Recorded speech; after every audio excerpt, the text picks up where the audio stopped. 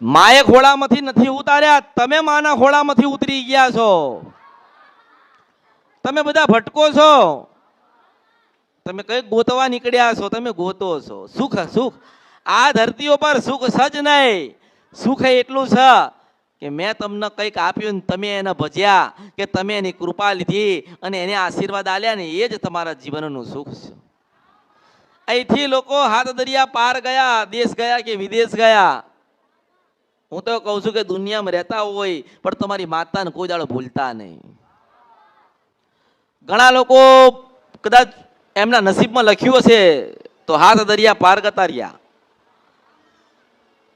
પણ કદાચ હૃદયમાં એમની માને રાખી હશે, માતાને કદાચ ભજી હશે અને માના પ્રત્યે વિશ્વાસ રાખ્યો હશે, તો એ માતા ક્યાંય જતી નથી, એના હૃદયમાં રહે છે.